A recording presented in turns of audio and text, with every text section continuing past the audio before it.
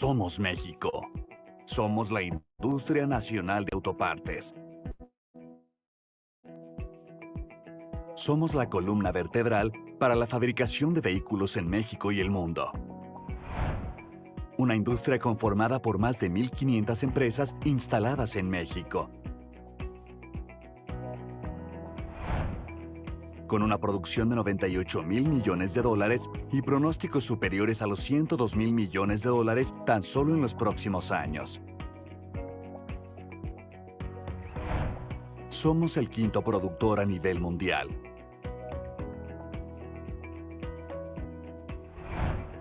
Con 26 centros de investigación y desarrollo con más de 15,680 ingenieros. El 60% de la inversión extranjera directa del sector automotriz corresponde a la industria de autopartes. Generamos más de 850,000 empleos directos para las familias mexicanas. Somos el principal proveedor de autopartes para Estados Unidos. Trabajamos en conjunto con los principales organismos nacionales e internacionales para el beneficio de nuestros asociados. Formamos parte del cuarto de junto para la renegociación del Telecán, ahora llamado TEMEC, obteniendo grandes resultados para el sector. Tras los estragos generados por la pandemia causada por el COVID-19 en INA, trabajamos en conjunto con la Secretaría del Trabajo y Previsión Social, la Secretaría de Economía y el Instituto Mexicano del Seguro Social para coadyuvar en la creación de los protocolos de sanidad necesarios para que el sector automotriz fuera declarado como nueva actividad esencial.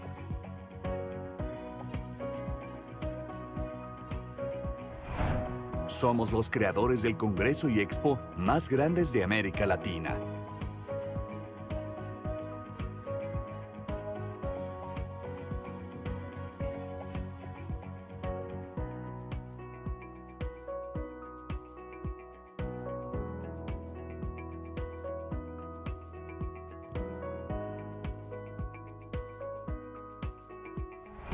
Somos México. Somos la industria nacional de autopartes. www.ina.com.mx.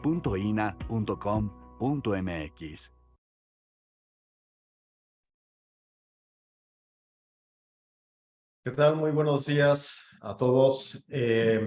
Gracias por acompañarnos el día de hoy a esta masterclass que el día de hoy abordaremos con el título de subcontratación y las empresas extranjeras.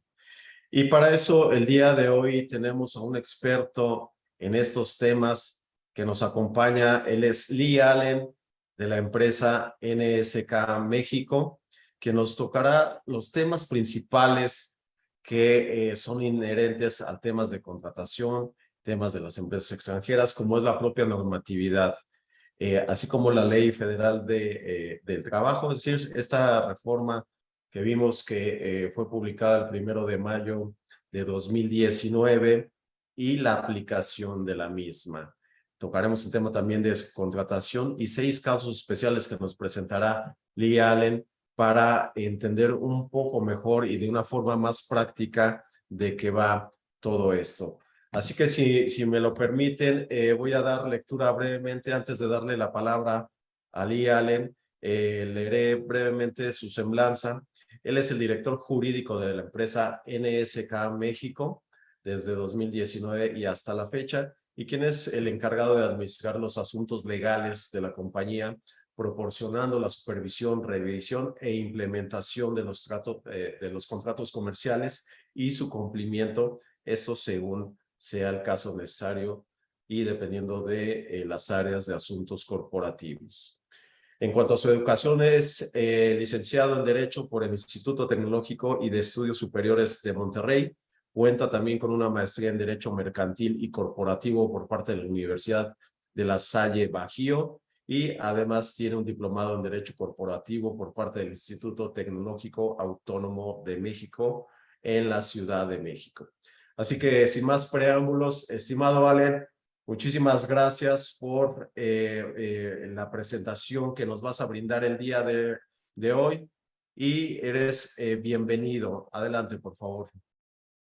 Alberto, Muchas gracias por esas gentiles palabras. Muchas gracias a la Industria Nacional de Autopartes por permitirme este espacio, a Julio y a Michelle por la coordinación de este evento y a todos los participantes por tomarse el tiempo de esta presentación. Michelle les compartió ahorita en el chat un enlace y ahí van a encontrar ustedes la presentación para poder dar seguimiento y poder votar. Entonces, la recomendación, ¿cuál es? Que ahorita den clic en el enlace que mandó Michelle para que puedan abrir la presentación y regrésense a la pantalla del Zoom para que puedan ver los resultados en tiempo real. La idea de esta presentación es hacerla lo más interactiva posible y las conclusiones al final de esta participación las vamos a hacer todos. Así que es muy importante que pongan atención para que haya más conclusiones. Entonces, pido que le den clic al link que aparece en el chat y yo en este momento compartiré pantalla.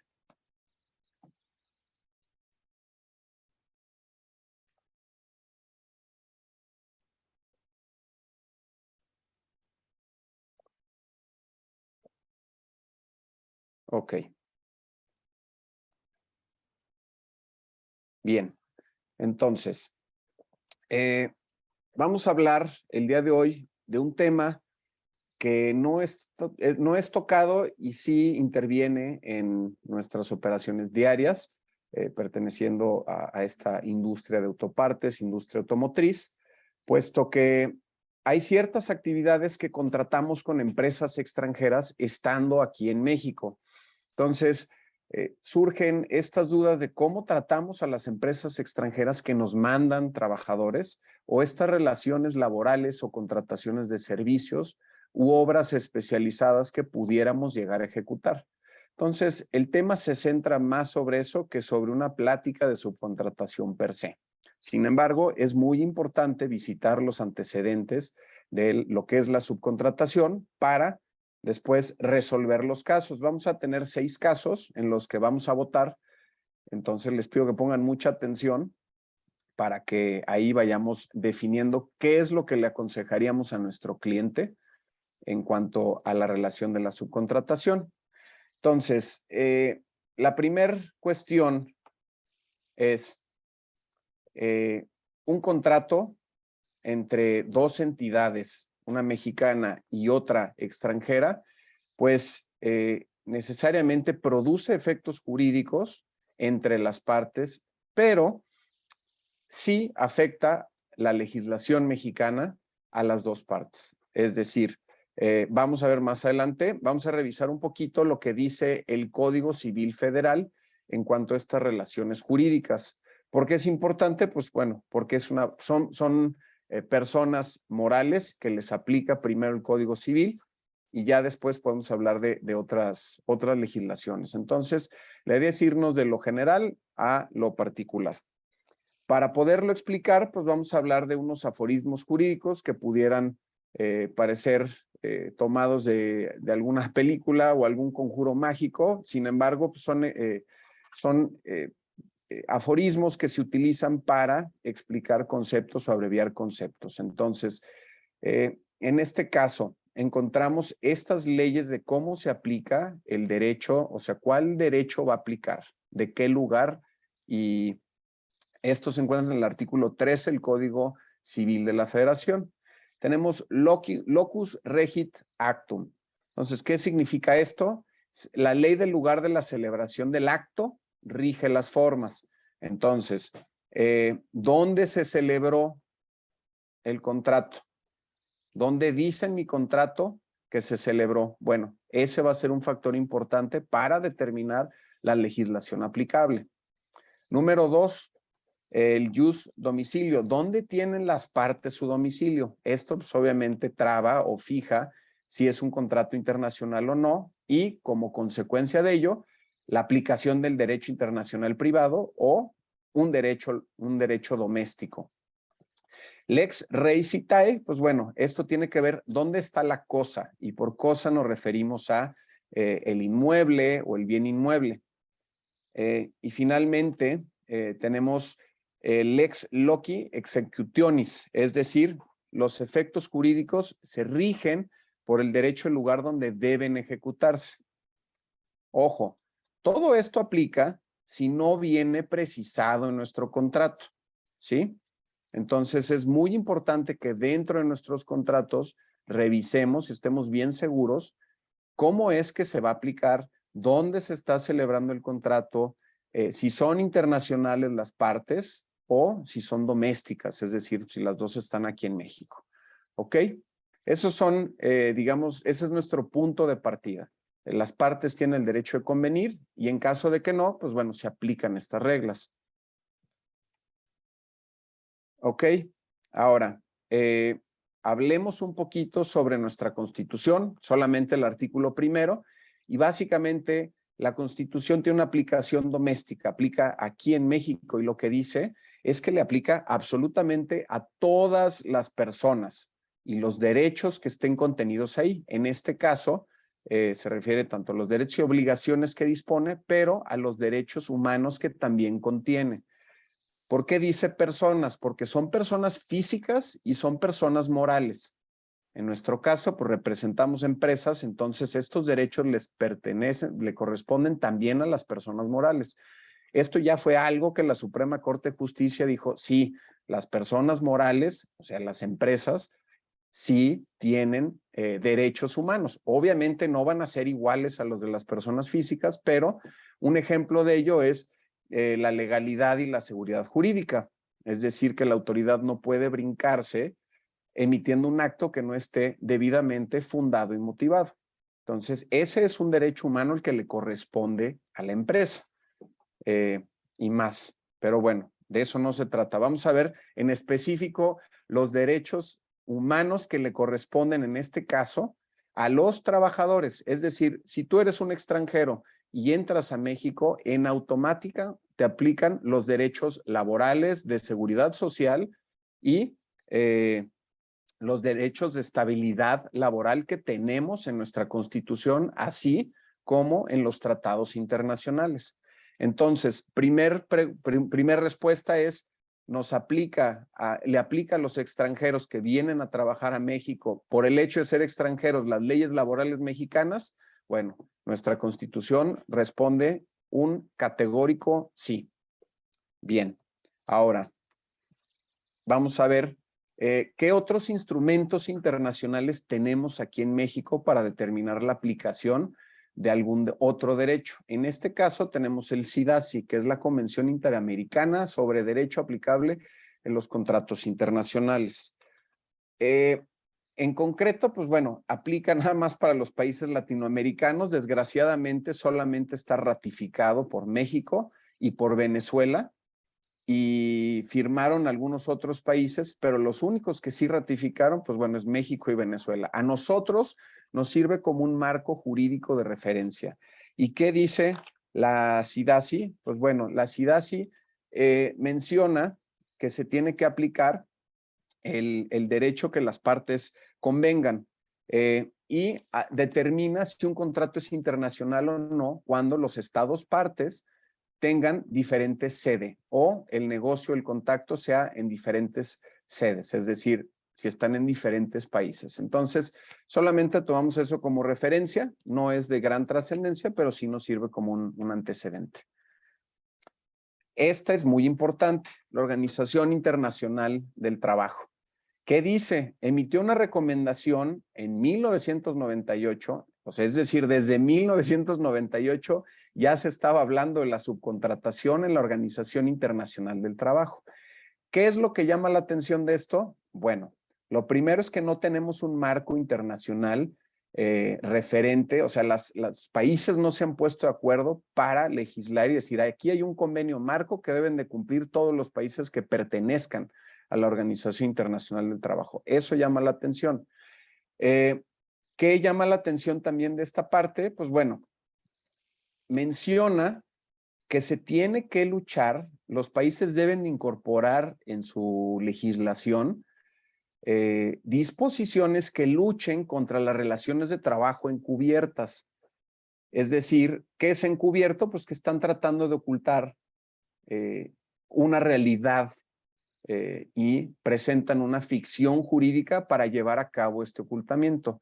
¿Cuál es la finalidad de esto? Bueno, pues privar al trabajador de sus derechos.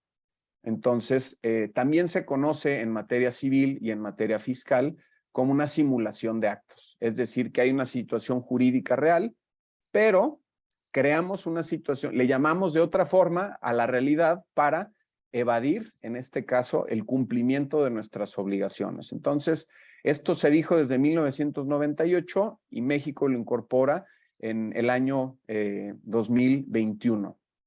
Ahora, vamos a seguir adelante. Den un segundito. Ok, ahí está. Ley Federal del Trabajo. Como bien lo menciona Alberto, hubo una modificación el 1 de mayo del 2019, pero también hubo otra modificación el 14 de abril del 2021. El 2021 modificaron las disposiciones en materia de subcontratación.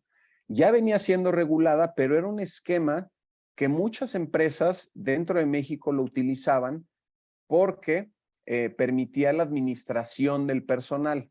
Es decir, que regulaba unas cosas, pero no regulaba otras. Ahora, las autoridades con esta modificación, pues bueno, se le da una mayor restricción y mayores facultades de vigilancia para regular este tipo de actividades. De entrada, es un poco contradictorio porque te dice el artículo 12 de la Ley Federal del Trabajo, queda prohibido todo tipo de subcontratación, entendiéndose que es el suministro de personal. Ok, y luego, artículo 13, te dice, no te creas, sí puedes subcontratar, sí puedes suministrar, pero con estas reglas.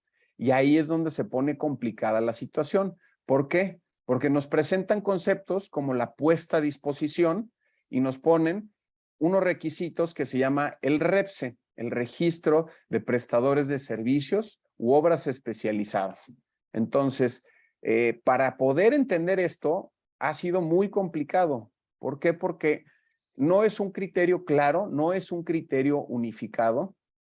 Tan es así que hubo hasta prórrogas de cumplimiento para septiembre. Dijeron, ok, lo aprobamos en abril. ¿Saben qué, empresas? Espérense, para que ustedes obtengan el REPSE, nos vamos a esperar tantito más y lo vamos a patear hasta septiembre para que ustedes puedan obtener ese registro. Muchas empresas al día de hoy aún no tienen su REPSE y la autoridad en un comunicado oficial menciona que va a ser más de 40,000 auditorías informales para vigilar el cumplimiento de las disposiciones laborales.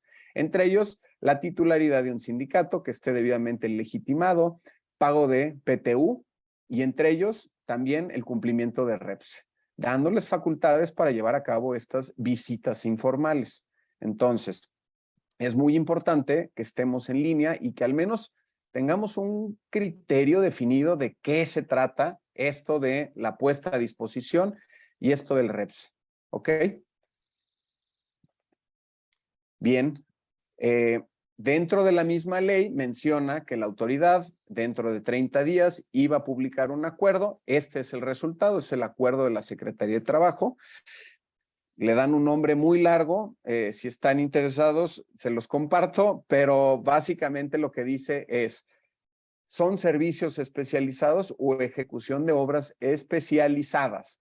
¿A qué nos referimos especializado? Y bueno, pues ya tiene este carácter que dice, se pone a disposición, se requiere del REPSE y se necesita además que no forme parte del objeto social o de la actividad económicamente preponderante, es decir, que la del beneficiario y la del prestador no sea igual. Nuevamente está este concepto de poner a disposición, la vamos a ver más adelante y después vamos a avanzar con nuestros casos. Vamos bien de tiempo, bien. Ok, esto es algo que llama mucho la atención y esto yo creo que todos vamos a estar de acuerdo que desde la pandemia, en 2020, la autoridad al principio comenzó a sacar decretos sobre el tema del COVID y al final terminaron por dar estas declaraciones dentro de de las conferencias mañaneras y en ruedas de prensa, en tweets. Entonces, escuchábamos declaraciones como la que se dijo en abril de que ya se daba término a la pandemia, o se estructura o se decía algo muy similar. Sin embargo, pues no había un decreto que cambiara o modificara esa situación. Entonces genera una percepción como si se hubiera legislado, como si fuera oficial, pero sin embargo no es así. ¿Qué sucede con esta guía? Y esta guía es muy importante que la tengamos en cuenta. ¿Por qué lo digo?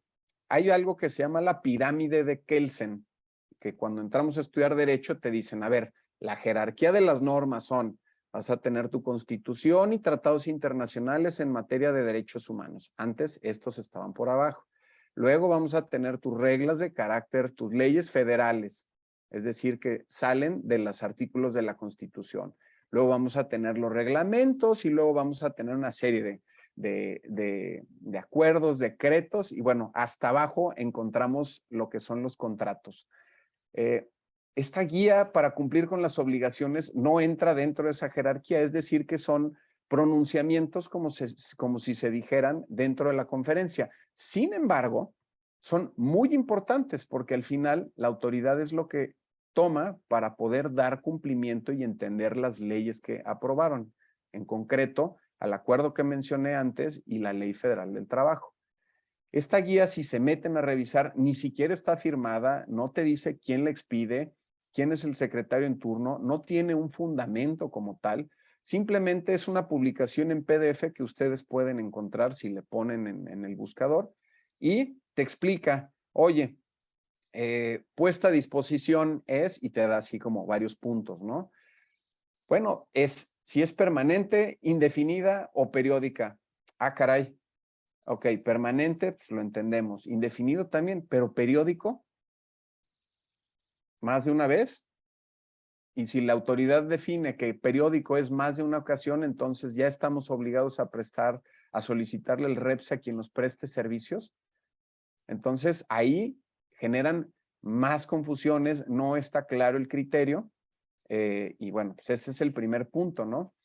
El segundo, hubo varias conferencias donde el titular de la Unidad de Trabajo Digno, Alejandro Salafranca, proporciona esta clarificación de los servicios. En este caso mencionó que los transportistas no eran prestadores de servicios especializados, pero si se revisa la ley, bueno, pues pudieras presumir que sí es así. Entonces, él de manera pues a modo de comunicarlo de manera verbal, pues menciona esto, pero en la ley pues no está claro. Nuevamente, la ley no dice nada de permanente, indefinido y periódico. No dice nada de bajo el mismo techo, que ese fue el criterio que se adoptó. Es decir, si yo pongo mis trabajadores en tu planta, en tus instalaciones, entonces vamos a hablar de un indicio de que hay una subcontratación y las autoridades pueden comenzar a investigar. Es decir, este trae un informe diferente a todos los demás. Vamos a preguntar si tienen un contrato por escrito.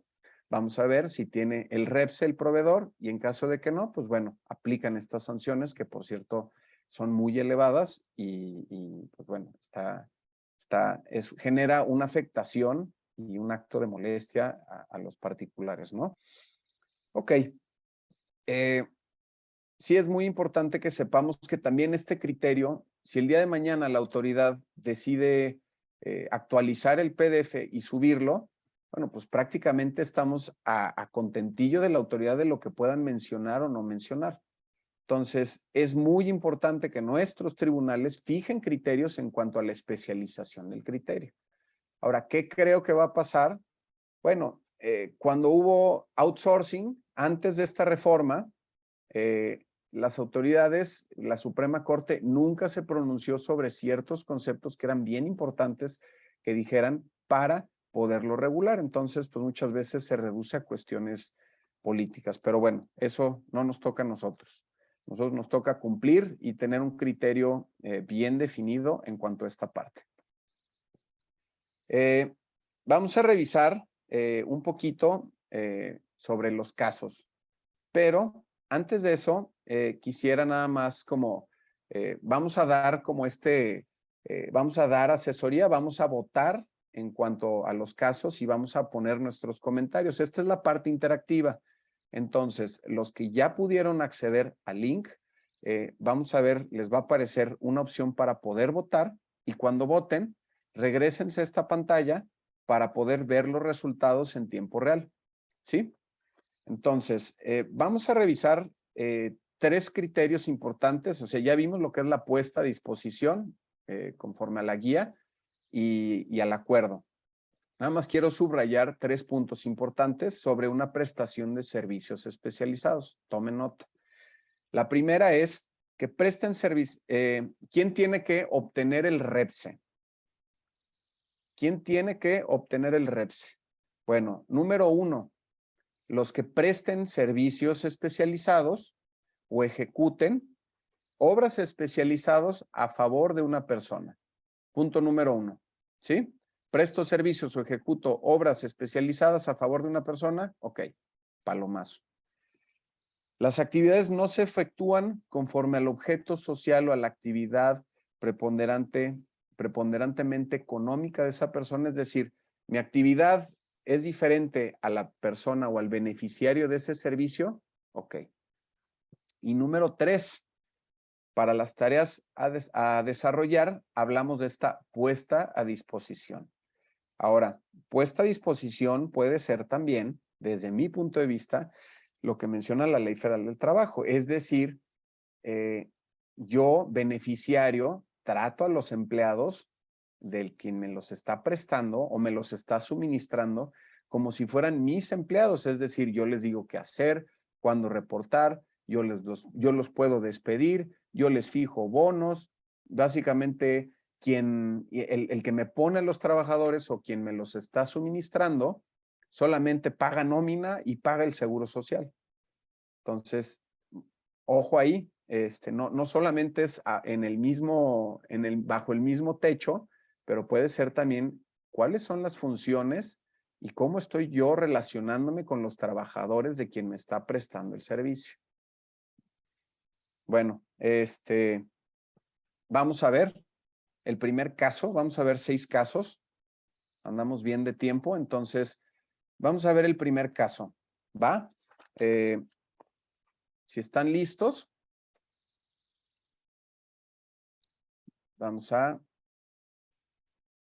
revisar el primero. Trabajadores bajo las órdenes de una persona moral mexicana realizan actividades en beneficio de una persona moral extranjera. ¿Ok?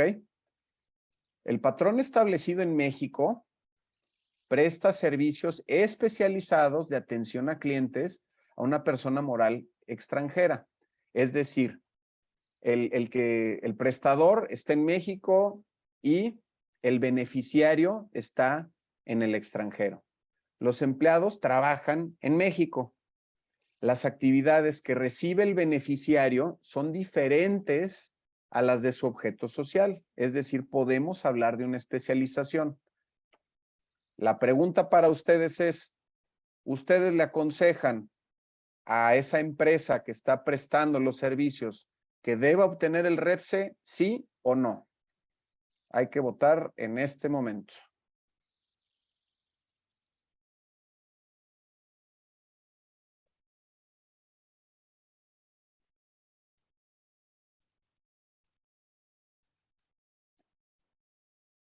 Ok, somos 45 participantes y van 7 personas todavía para votar. Entonces, vamos a participar todos, por favor. Ok.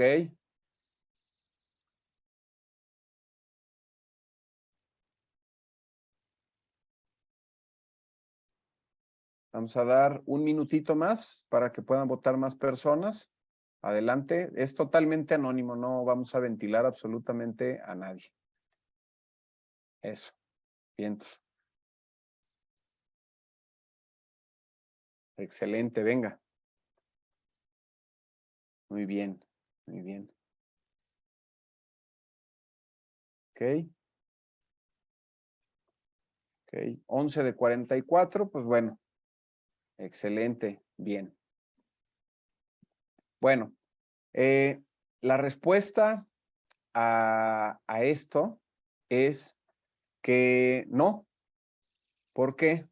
Porque no hay un elemento importante. Es decir, estos tres que votaron que no están en lo correcto. ¿Por qué? No hay una puesta a disposición. Entonces, si yo no le estoy proporcionando, si bien estoy prestando un servicio especializado, porque traen truco estos ejemplos, si presto un servicio especializado, no lo estoy prestando en la empresa del trabajador, es decir, no está bajo el mismo techo. Tampoco hay elementos de que les esté dando órdenes y toda esta parte. Entonces, como no están mis empleados en la planta del beneficiario, es decir, de la persona moral extranjera, entonces no hay una obligación del REPSE. ¿De acuerdo? Vamos al siguiente caso.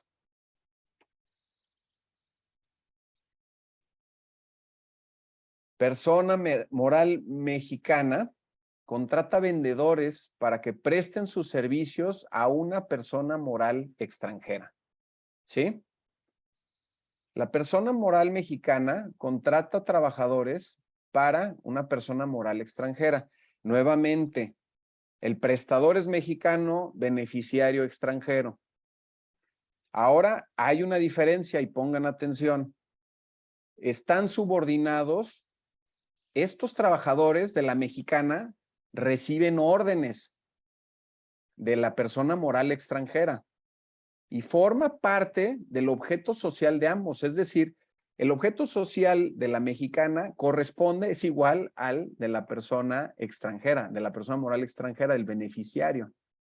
Último detalle, la persona moral, quien paga las obligaciones, es decir, quien nada más se encarga de pagar las obligaciones, de pagar nóminas y el IMSS, es la mexicana, pero el beneficiario es quien les está dando órdenes a estos trabajadores.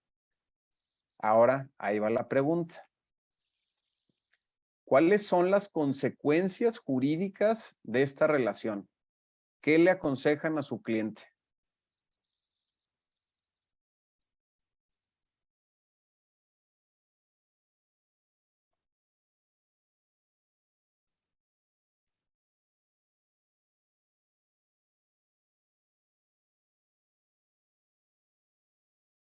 ¿Ok? Sí, ciertamente debe mediar un contrato de prestación de servicios. Sí.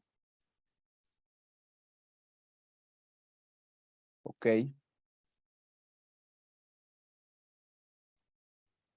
Hay obligación de REPSE para la mexicana. Ok.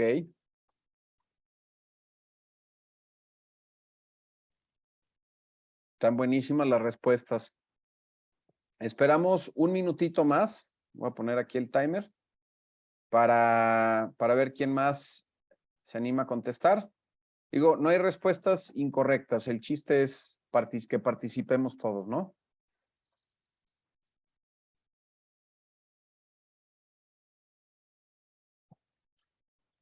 Como recordatorio, acuérdense del artículo 1 de la Constitución en México, que tiene como que abarca. Acuérdense de lo que dice la Organización Internacional del Trabajo sobre el encubrimiento de relaciones. Acuérdense lo que dice la Ley Federal del Trabajo sobre la prohibición de la subcontratación. Acuérdense del concepto de suministro de personal al momento de formular su respuesta.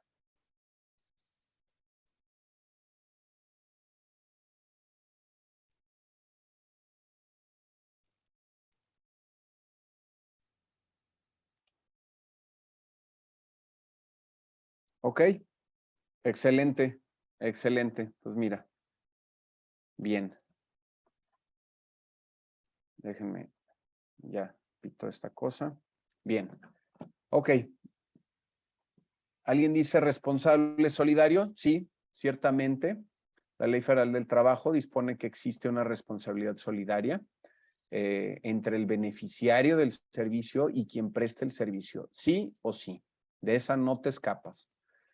Contrato de prestación de servicios, la pregunta es, ¿contrato de prestación de servicios simple o contrato de prestación de servicios especializado? ¿Ok? Modificar el objeto social de la persona moral mexicana, pues sí, pero si le está prestando la misma no queremos caer en una simulación. Entonces, si le está prestando una actividad que corresponde al objeto social de esta persona moral, podríamos caer en la simulación. Entonces, mucho cuidado con eso. Establecer un contrato, sí, definitivamente establecer un contrato. Volvemos a uno de servicios o de servicios especializados. Alguien menciona, no es necesario el REPSE. Ok, en este caso, hay un suministro de personal, pero la actividad es pues está violando, es decir, no se considera una actividad especializada, pero nos vamos un supuesto antes, es decir, no es especializado, pero ¿qué creen? Están suministrando personal, que esa es la actividad en el artículo 12 de la Ley Federal del Trabajo que queda prohibida. Entonces, a quien suministre personal y no cumple con estas disposiciones del REPSE, tenemos una sanción, tanto quien recibe el servicio como quien lo está prestando. ¿Qué ocurre aquí? Que tenemos una multa de 2,000 a 40,000 UMAS, perdón. Sí. Y son alrededor de 145,000 pesos a 4.5 millones de pesos. Entonces, mucho cuidado ahí. Si hay obligación del REPSE, pues sí tendría que solicitarlo, pero como está haciendo una actividad que es igual a la del objeto social del beneficiario, pues automáticamente hay un incumplimiento. Para efectos del REPSE es muy claro cuando se establece que no deben, exactamente. No es necesario el REPSE, pues bueno, ya visitamos esa respuesta. Y deben de tener todas las prestaciones de ley, sí, efectivamente, tratando el artículo 1 constitucional, aplican todos los derechos laborales y de seguridad social y de estabilidad laboral. Entonces, es correcto. Bien, pues excelente. El personal debe contar con su contrato laboral definitivamente y toca con la respuesta que contestamos, que tiene que ver con el primero constitucional. Bien. Ok, este es el caso número 3. Los trabajadores de empresa extranjera que llegan a México para dar un servicio especializado. Ojo, el beneficiario es el mexicano, la persona moral extranjera es quien presta el servicio. Sí, es un servicio especializado, ya se está diciendo eso de entrada. Entonces, recibiste al proveedor extranjero y los pone a tu disposición. ¿Ok? ¿Debe obtener el REPSE la persona extranjera, la persona moral extranjera?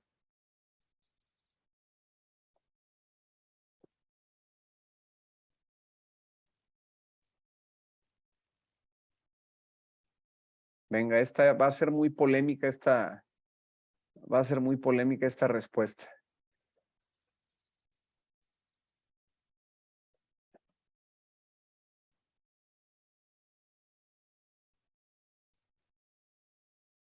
Sí, se está generando polémica aquí. Ok. Bueno, la respuesta, bueno, vamos a esperarnos poquito más. Vamos a dar unos 30 segundos más. A ver quién más se anima a votar. Venga, está subiendo la participación y eso es buena señal.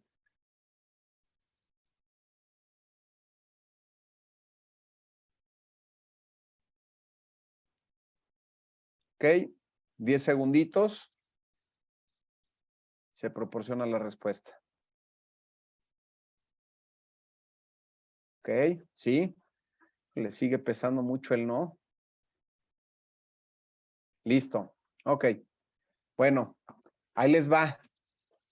Los trabajadores, en teoría, la persona moral extranjera está obligada a cumplir con las leyes mexicanas. Pero, o sea, la ley mexicana, ¿qué sería? Pues sí, obtén un REPSE. ¿Por qué? Porque estás prestando una actividad especializada y además estás suministrando personal y pues, la actividad no es la misma o no es igual que la actividad preponderantemente económica de la empresa beneficiaria. ¿Cuál es el problema aquí? Y se los voy a comentar. Bueno, el problema en este caso es el siguiente. Una persona moral extranjera no tiene registro patronal. Si no tienes registro patronal, ¿cómo vas a sacar el REPSE? Si no tienes registro patronal, ¿cómo cumples con tus obligaciones de seguridad social para esos trabajadores que pones aquí? Entonces, hablamos de una imposibilidad jurídica. Y una de las cosas que te enseñan entrando a la carrera es a lo imposible nadie está obligado. Ahora, ¿qué puede decir la autoridad? A ver, permíteme tantito. Tú estás empleando a esos trabajadores, persona moral mexicana. ¿Dónde está el REPSE? La multa aplica para los dos, tanto el beneficiario como quien no lo obtuvo. Ahí te va tu multa. Tú como empresa mexicana le vas a decir, sí, claro, pero autoridad, ¿qué quieres que haga? Es el proveedor, es mi proveedor para suministrar este tipo de servicios. No cuento con otro y este es el que me designaron. Es más, ni siquiera fue decisión mía, fue del corporativo en algún otro país y ellos tenemos un contrato directo con ellos. ¿Qué quieres que haga? ¿No? ¿Cuál es la recomendación aquí? Es básicamente tener preparado o al menos mandar una consulta a la autoridad. Dudo mucho que la autoridad quiera emitir un pronunciamiento en cuanto a esta situación, porque uno, es un área gris y altamente especializada. Y número dos, el fijar un criterio por escrito que pueda utilizarse el día de mañana no le conviene a la autoridad. Entonces, ¿qué va a pasar? Pues tú manda tu correo, Secretaría de Trabajo y Previsión Social, tengo esta situación, no quiero incumplir, pero voy a contratar este servicio. Hablando de derechos humanos de una persona moral, pues tendría la libertad de contratar el servicio comercial con quien se le pega la regalada gana, más aún si viene por órdenes de algún corporativo. Entonces, nos pone en una camisa de 11 varas la autoridad y la deficiente técnica legislativa por esta situación. No tendría broncas para poderle cobrar a la empresa mexicana, pero supongamos que esta multa se la quiere aplicar a la empresa extranjera, es importante que no tenemos tratados internacionales para el cobro de aprovechamientos. Ojo, el aprovechamiento son todas esas... son todos esos ingresos que percibe el Estado que no son contribuciones. Entonces, estamos en una imposibilidad jurídica. Y bueno, pues esa es la respuesta. Entonces, quien dijo que sí y quien dijo que no, pues están bien ambas partes. Es un área gris. Caso número 4. La empresa mexicana realiza actividades a nombre de una extranjera porque son partes relacionadas. ¿Qué pasa aquí? La persona moral extranjera realiza una compraventa de piezas de acero con un cliente en México, quien al recibir el producto le dice, oye, ¿sabes qué? Repárame la pieza. La empresa extranjera le dice, sí, claro, pero a través de mi filial. En este caso, pues la filial le repara la pieza y se la manda a la persona moral mexicana. La pregunta es, ¿esa filial mexicana debe de obtener el REPSE? ¿Sí o no?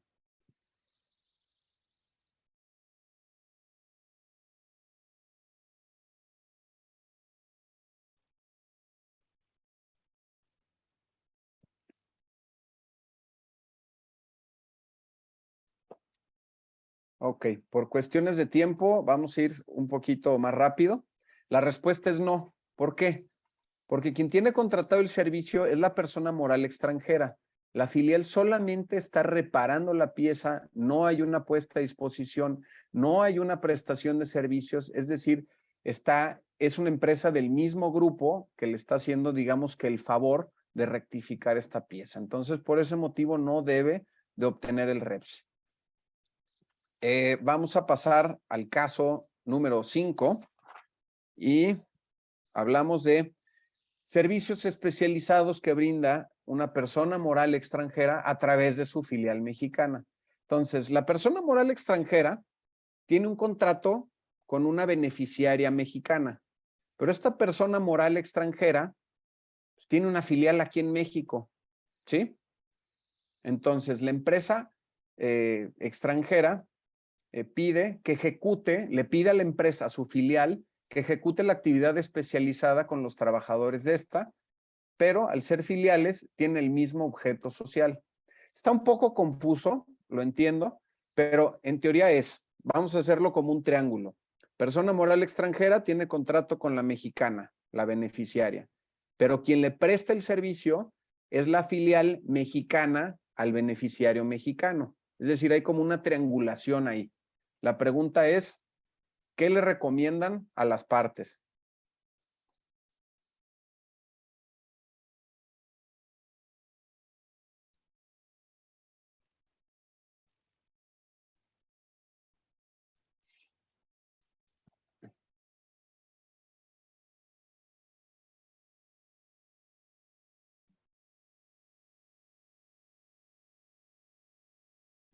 Exactamente, exactamente. Esa es así la textbook answer. Es contratar la filial mexicana con Repse. ¿Para qué la necesidad de triangular si al final volvemos a lo mismo? Es encubrir o es tapar algo, una relación que de hecho, o sea, jurídicamente no refleja lo que es la realidad. La llamamos la materialidad. Es decir, la materialidad es que la filial mexicana le va a prestar los servicios a la beneficiaria mexicana. Como reproducto de eso, genera efectos y consecuencias jurídicas. ¿Cuáles son? Bueno, pues saque su REPSE, firme su contrato de prestaciones especializadas y la filial extranjera, pues realmente ahí sale volando, ¿no? Correcto, las empresas mexicanas deben tener, excelente. No, pues vamos de lujo. Muchas gracias. Última. Empresa extranjera envía un técnico para capacitar personal a México. Está sencilla. Vamos a ver. Básicamente lo que sucede aquí es la empresa mexicana trae a un técnico, digamos que es del extranjero, para que dé una capacitación. Pero esta capacitación se da en la planta, pero no forma parte del objeto social de la empresa. Es decir, se está como proporcionando un servicio de atención a cliente para que este técnico vaya y capacite. La respuesta es, ¿hay una puesta a disposición? O sea, ¿tendría que conseguir un REPSE? ¿Sí o no?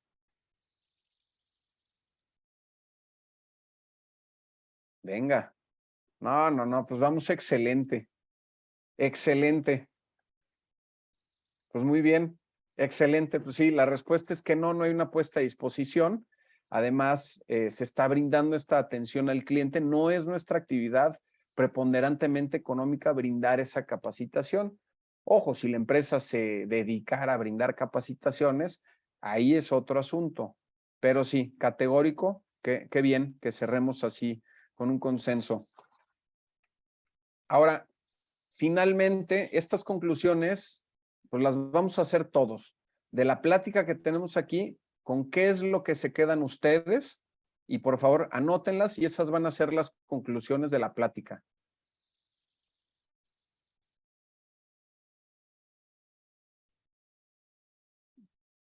Digo, brevemente pude hacer, no sé, el REPS está complicado, personas extranjeras tienen la obligación de eso, mero.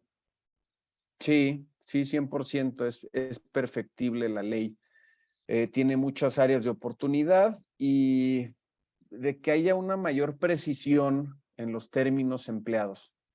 En la medida en que haya una mayor precisión, también va a permitir que las autoridades no se vayan por otros lados para interpretar de manera negativa, ocasionarle un perjuicio a las empresas y al mismo tiempo permite el buen funcionamiento del negocio y pues, el flujo de las operaciones comerciales. Sí, pues hay que definir el REPSE, hay que, en función del contrato de servicios, hay que ver qué es lo que nos van a prestar, cómo lo van a prestar, qué dice su objeto social y a partir de eso tomar esa decisión, correcto. ¿Hay áreas grises? Sí, 100% e irán saliendo más. Lo bueno es que conforme vaya pasando el tiempo, pues vamos a tener más criterios, vamos a tener más impugnaciones y esperemos que los tribunales puedan emitir pronunciamientos específicos en cuanto a eso, que nos den a nosotros más herramientas. Ojo, el Poder Ejecutivo ya aprobó y va a ejecutar la ley el legislativo ya legisló, el único que le falta dentro de estos tres poderes que tenemos es el judicial. Entonces, habrá que ver cuál es el trabajo que decide hacer el Poder Judicial. Sí, sí está en proceso de transición. Creo que hasta los mismos operadores o ejecutores de esta ley, pues aún no les queda tan claro. Entonces, pues va a estar interesante. Pudiera haber contradicción de tesis, ciertamente. Hay que tratar de no buscar cómo torcer. Sí, la idea es, yo creo que la máxima que debemos de aplicar es, a ver, pues estoy haciendo cosas que encubren, estoy tratando de no cumplir con ciertas obligaciones que me corresponden. Mi proveedor está cumpliendo o le está sacando la vuelta a las cosas, ¿no? Entonces, como que el camino más ético es el correcto. Al final eso es lo que vamos a poder defender dentro de un juicio. Quitando los formalismos y que no fundamentó, que no puso esto la autoridad, el fondo y la sustancia va a ser la correcta, totalmente. ¿Declaraciones cuatrimestrales son de mucho retrabajo? Sí, sí, la aplicación administrativa se vuelve inmensa a partir de este tema del REPS y lo que falta.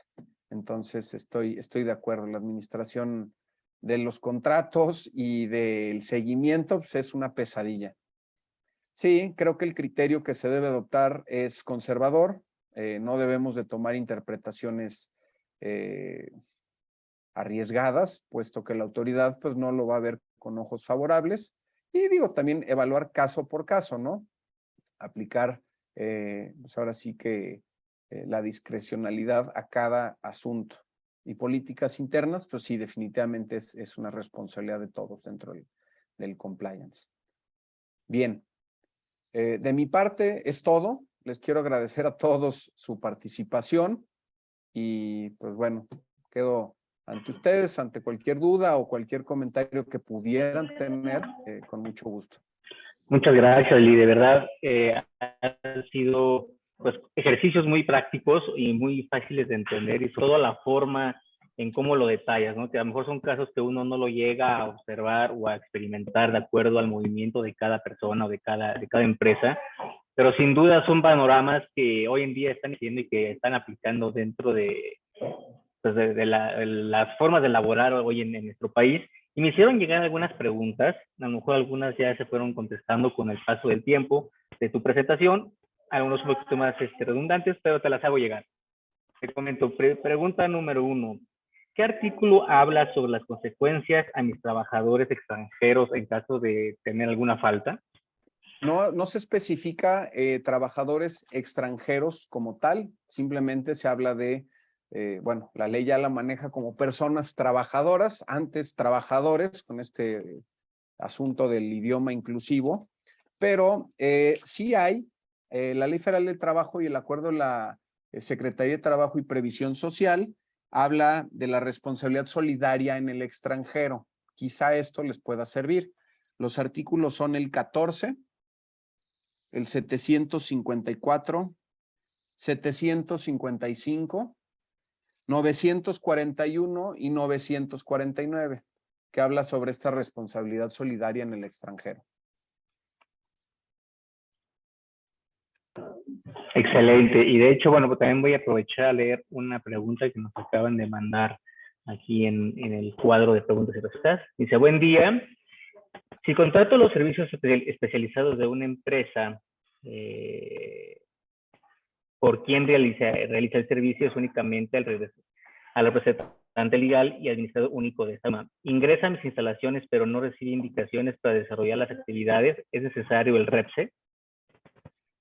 Ahí yo creo que faltaría analizar qué es lo que van a prestar, qué servicio van a prestar, o más bien las preguntas. A la persona que hizo esta pregunta, le diría que anotara estas preguntas. La primera es, ¿cuáles son los servicios que me van a prestar? ¿Estos servicios son iguales a mi actividad preponderantemente económica o a mi objeto social? ¿Qué dice el objeto social de esta persona moral? ¿Sí? O si es persona física, ¿a qué se dedica esta persona? Y checar si es igual o es desigual esa actividad. Y número 3, va a prestar los servicios en el mismo techo, como diría el titular de la unidad de trabajo? Si la respuesta es sí, entonces estamos hablando de una prestación de servicios especializados y sí hay que pedirle el REPSE. Ahora, en caso de que te diga que no, hay que solicitar la fundamentación y pues ya revisarlo con detenimiento para ver si aplica o no aplica. Pero esas serían como las primeras preguntas de cajón para descartar o no. Excelente. También nos comentan aquí en el cuadro, si entra una persona a reparar o a instalar una máquina que compró, ¿por qué puede llevársela? ¿Necesita REPSE? Bueno, está por ahí, al hacer esta presentación, encontré que las reparaciones no se consideran actividad especializada. Sin embargo, fue algo que leí y no encontré el fundamento. Ahora, volviendo a la ley y volviendo al acuerdo y volviendo a este decreto informal que se publica, yo creo que sí hay una prestación de servicios especializados. Ahora, si va un solo día, no hay periodicidad. Entonces, si va un solo día, yo diría que no. Pero si esta reparación va a tardar un poco más, yo diría que sí. Y que se fuera por la vía conservadora y pedir absolutamente todo. Perfecto. También me hicieron llegar una pregunta en la cual dice que si también aplica para servicios indirectos a lo que ellos se dedican. ¿Qué es lo que no aplica en específico para el REPSE? Por servicios indirectos habría que revisar qué tipo de servicios, si se van a prestar dentro de la planta, y es decir, si va a haber una puesta a disposición en sus dos acepciones, uno dentro de la planta y la otra que sería si le voy a dar órdenes o no le voy a dar órdenes. Y pues nada más preguntarse, ¿están suministrando el personal? Sí o no. ¿Tienen actividades igual que las mías en su objeto social? Sí o no. ¿Es igual a la actividad preponderantemente económica de mi empresa? Sí o no. Ese sería como volver a lo básico, hacer esas preguntas, ¿no? Ok, perfecto. Y sobre una última pregunta que me hicieron llegar. ¿Alguna recomendación especial para poder tramitar el REPSE, alguna especificación o algo que deba de considerar? Sí, denle una peinada a su escritura constitutiva y denle una revisada a las actividades que llevan a cabo. Ojo, para obtener el REPSE les piden el cumplimiento de sus obligaciones tanto fiscales como de seguridad social. Entonces hay que estar en regla por ese lado. Por otro lado, que la escritura constitutiva esté pues, así impecable y que refleje qué es lo que hacemos, porque hay un apartado donde pues básicamente haces un copy, o sea, subes tu escritura constitutiva, pero además haces un copy-paste y das de alta esas actividades que consideras especializada. Entonces, es tener muy claro si soy o no soy especializado. Y que nuestra escritura constitutiva no sea una genérica que diga prestar servicios comerciales, punto. O sea, ser más específicos sobre la naturaleza, porque en la medida en que especifiquemos nuestras actividades dentro del objeto social, la autoridad te las va a poder autorizar. Te va a decir, ok, esta te la autorizo, porque ojo, en el REPSE te dan autorización para esa actividad.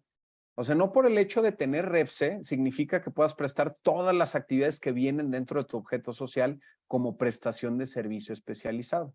Solamente las que te autorizan. Ok, perfecto.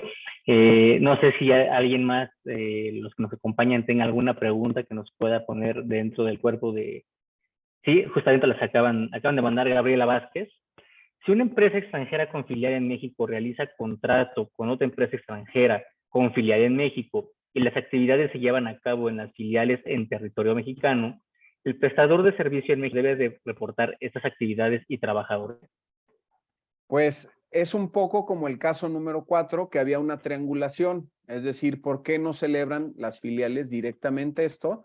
Y digo, ya los arreglos que pudieran tener en el asunto de dineros, pues manéjenlo con precio de transferencias entre sus filiales. Eso sería lo más adecuado, porque materialmente quien presta el servicio es la empresa mexicana y quien recibe el servicio o la beneficiaria es la empresa mexicana. Entonces, estos dos materialmente están teniendo esta relación jurídica. Es decir, no hay forma de sacarle la vuelta. Ok, perfecto. Una pregunta más, nos ponen en el cuadro.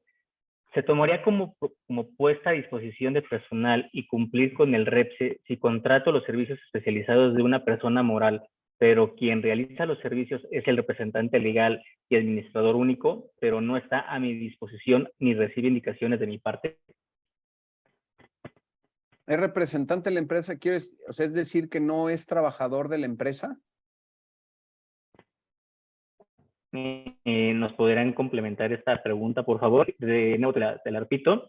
¿Se tomaría como puesta a disposición de personal y cumplir con el REPS si contrato los servicios especializados de una persona moral, pero quien realiza los servicios es el representante legal y administrador único, pero no está a mi disposición ni rectificaciones de mi parte? Bueno, entonces habría que preguntarse, ¿qué tiene que ver la persona moral con la que contraté el servicio? Porque al final, si lo está prestando, o sea, se entiende, o al menos lo entiendo como que el representante legal pues es como un satélite que lo presta por su cuenta y pues ya. Habría que revisar como más a detalle, pero me parece que la relación material, si el prestador de servicios es la persona física, pues ahí podríamos obviar a dicha persona moral. Ahora, si lo ve la autoridad y está en la empresa, bueno, puede ser un poco el ejemplo del customer service que vimos al principio. Si no está puesto a disposición, pues no estamos hablando de un servicio especializado, ¿no? Pero si está en la empresa, pues entonces sí hay una puesta a disposición y alguien tendrá que pagar los platos rotos. O o este representante legal como persona física prestando su servicio, o la persona moral que lo pone, digamos, que lo contrató este servicio y recibe un beneficio económico de poner a esa persona a trabajar para esa empresa. Perfecto. Oye, me comentan, Lee, si hay alguna oportunidad de alguna prestación de servicio de tu parte específica para alguna empresa para hacer una evaluación de qué consideran o qué no consideran que necesiten REPSE. Sí, con mucho gusto. Solamente la política de la empresa es muy específica, hablando de temas de conflicto de interés. Entonces, con mucho gusto se podría llevar a cabo esto, pero yo necesitaría someter un cuestionario a mi empresa para el tema de conflicto de intereses, recibir autorización y en ese caso podría prestar el servicio con todo gusto. Perfecto. Si gustas, nos puedas compartir tu correo para que las personas puedan escribirte en caso de que sí lo requieran. Claro que sí, Julio. Si gustas, te envío mi información en privado y que ya se pongan en contacto con el INAH para después, para no, ponerlo aquí. ¿Sale? Excelente, cuenta con ello. Y una última pregunta para poder ceder la palabra a nuestro director Alberto Bustamante. Si contrato a un desarrollador para una construcción y subcontratación y que subcontrato todo, lo tengo que pedir a REPSE, a la desarrolladora, que en teoría no tiene trabajadores, y cómo me protejo con un subcontratista. Excelente pregunta. Ahí la responsabilidad es tú con esa persona moral con quien contrataste el servicio. Es decir, ¿quién va a ejecutar esa obra especializada? Ejemplo, no sé, un desarrollador importante y conocido en la región es Copachisa. Si yo contrato directamente con Copachisa, Copachisa es el responsable de tener su REPSE, pero quien es responsable de los REPSES y la administración de los REPSES con sus proveedores es Copachisa. Evidentemente habrá una responsabilidad solidaria de nosotros con la empresa constructora, pero la empresa constructora tendrá una responsabilidad solidaria con nosotros y a su vez con estas empresas que esté subcontratando para llevar a cabo estas obras especializadas. Perfecto. Fíjate que les hicieron llegar las últimas dos preguntas, que con esa ya podemos cerrar. De hecho, se me hace muy, muy buena. Venga. Me dice, hola, ¿qué tal? Nuestra empresa es automotriz, el cual procesa plástico. Tenemos un área de enfermería. Ellos reciben indicaciones por parte de nosotros y tienen área en físico específico. Tenemos enfermeros por proveedor especializado, pero el doctor es parte ya de la nómina. ¿Podemos hacer algo para evitar algún riesgo? No, bueno, si es parte de la nómina, pues ya es tu empleado. Ahí, pues no hay de otra. Así que, bueno, si ya están pagando, o sea, si la misma empresa está pagándole la nómina al empleado, pues ya es empleado de la empresa. Ya no veo qué es lo que estaría cobrando esta empresa o la persona moral que pone a este servicio médico. Hablando del caso en particular del que ya está en la nómina. Ahora, hablando de los otros empleados dentro de la empresa que pertenecen al que suministra, en ese caso, nosotros pues prácticamente sí están en planta, sí prestan los servicios de manera periódica, necesitan el REPSE, necesitan el cumplimiento de todas sus obligaciones patronales. Y otro factor, no nos podemos meter a darles órdenes ni instrucciones, pero ¿cómo le sacamos la vuelta a eso? Bueno, pues ponemos que el proveedor pondrá a un supervisor con el que nosotros podemos hablar directamente y ese supervisor puede darles instrucciones o llamarles la atención. Otra forma de amarrarlo es que tendrá que cumplir con las políticas internas de la empresa. Entonces, el día de mañana, no me gusta que uses bata de color blanco y tendrán que ser azules, pues pongo en mi política batas de color azul solamente. Bueno, en el contrato te obligaste a cumplir con mis políticas, por favor, dile a tu personal que lo cumpla. Perfecto, y con esa pregunta de Argelia Treviño terminamos. En el caso número 4, el servicio surgía a raíz de una compraventa con la persona moral extranjera. Si el servicio es parte del proceso de producción del producto que se está vendiendo, un acabado o maquinado, no cobras por el servicio que vas a ejecutar en las instalaciones del cliente. No estás poniendo personal a disposición del cliente, únicamente es un último paso para entrega del producto. ¿A eso se requiere REPSE? Pues depende. Uno, si lo estás cobrando y número dos, si forma parte de tu actividad económica preponderante o si forma parte de tu objeto social. Podría ser igual al caso de que nada más vas a capacitar. Entonces, pues habría que revisar a detalle ese caso en concreto para poder llegar a una determinación específica y decir, ¿sabes qué? ¿Sí aplica o no aplica? Claro que sí, muchísimas gracias. Cedo la palabra a nuestro director Alberto Bustamante. Estimado Lee, pues muchísimas gracias por pues toda esta explicación en estos casos tan puntuales que nos presentaste el día de hoy. Yo creo que ayudó mucho a despejar pues las dudas que todavía se tienen en estos temas, tanto en materia de subcontratación como en temas de REPSE. Si te parece bien, algunas otras dudas que pudieran surgir, te vamos a estar dando lata, enviándote las preguntas para ver si nos apoyas, por favor, a responderlas. Y no me queda más que agradecer la participación de todos a esta masterclass por parte de Lee. No sé si tengas algún comentario de despedida. Sí, claro que sí. Nuevamente reiterar mi agradecimiento a Lina, a ti Alberto, a Julio y a Michelle porque esto se hiciera realidad. Estoy verdaderamente agradecido por este espacio y a todos por su participación. En cuanto a la solicitud que haces de responder las preguntas, con todo gusto y pudiera ser que hacer como una sesión adicional, si hay algún interés por ese lado, pues tengo disposición, estoy puesto a disposición.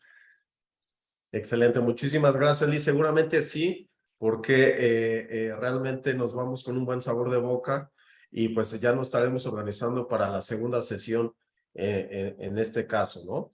Así que muchísimas gracias nuevamente a todos los que nos acompañaron, al equipo de Ina, Julio, Michelle y especialmente a nuestro speaker en esta masterclass. Muchísimas gracias a todos y que pasen un excelente día. Muchas gracias, hasta luego.